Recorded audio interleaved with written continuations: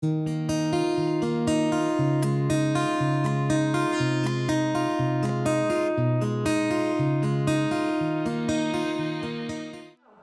Kris. Pleased to have you here for a conversation today. Would you like to tell us a little bit about yourself and what you're here to discuss today?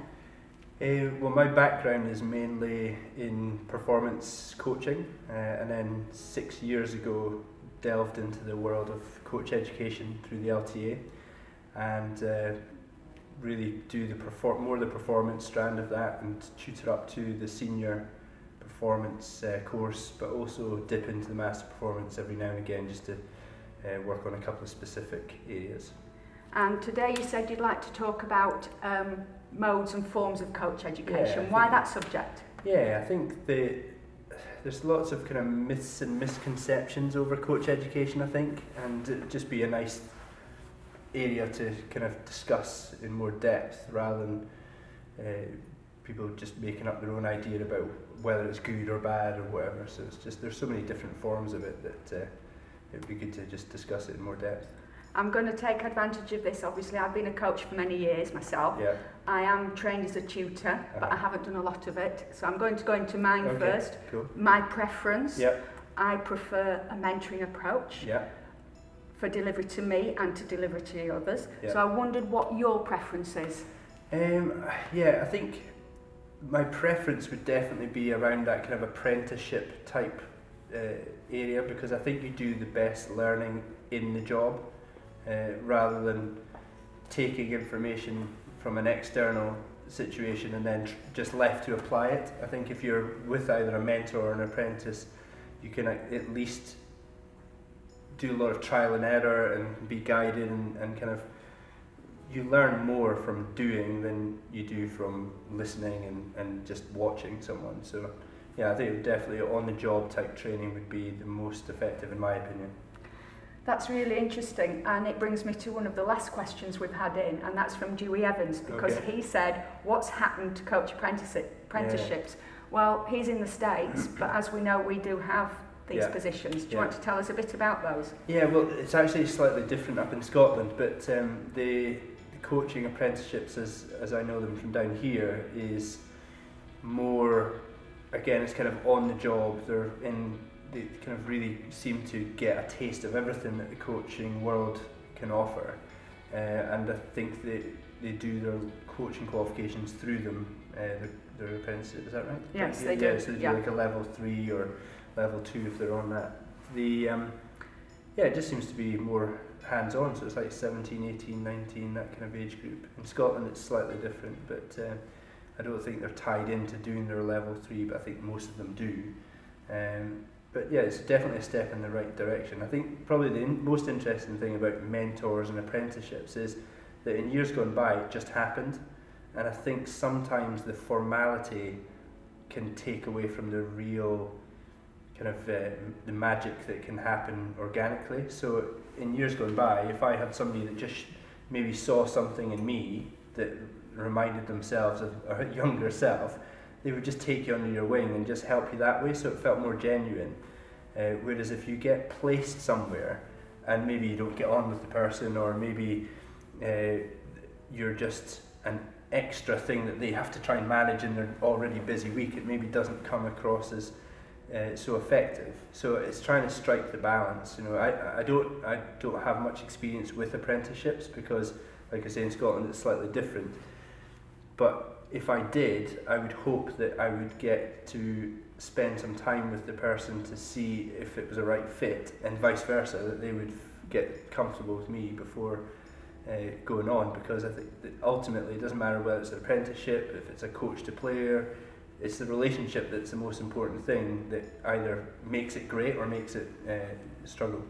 We've had the pleasure of having an apprentice here at Bolton over these past couple of years. That's Matty Lenlands. Right. And it was a great delight, actually. Yeah.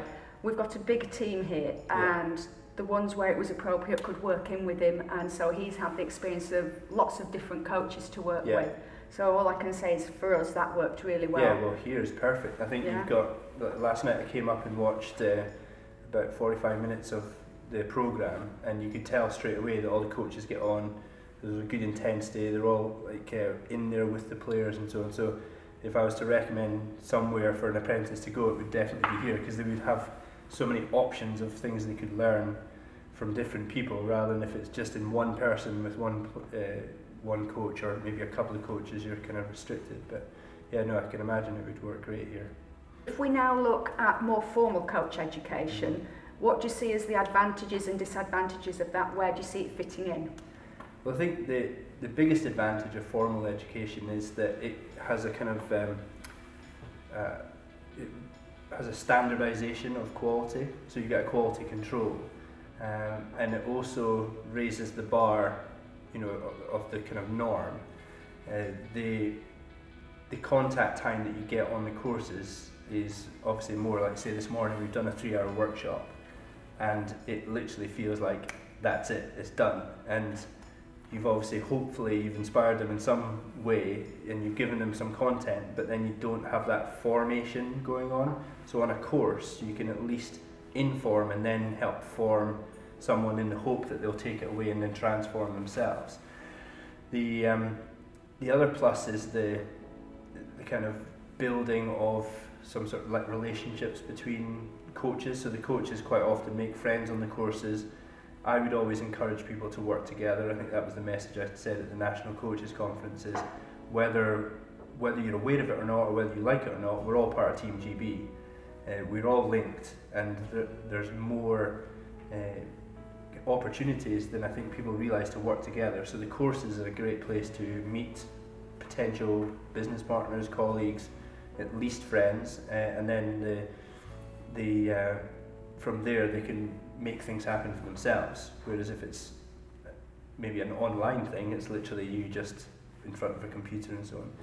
I wouldn't say disadvantages, but one of the bugbears that I have is that people kind of stigmatise coach education. So they think that it's I'll give an example.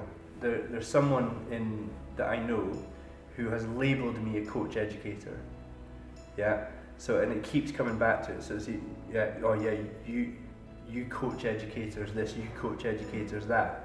And it's like he has a problem with coach education, where I just see it as, I'm trying to help people on a course, trying to help them grow, make some friends if possible and so on.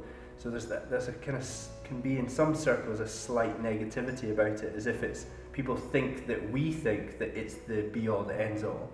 When the reality is that a certification just is a base level criteria that you've got to pass to get through a course, and then you have to go and use it. So that's a kind of irk that I have, is that certain people think that we think that, yeah, that's it, you've passed that course, now that's it, and it's so far from the truth, it's unbelievable. You have to develop the practical ability to deliver that information, and on a course you can form them to a degree, but you can't, after that, it's like a driving test.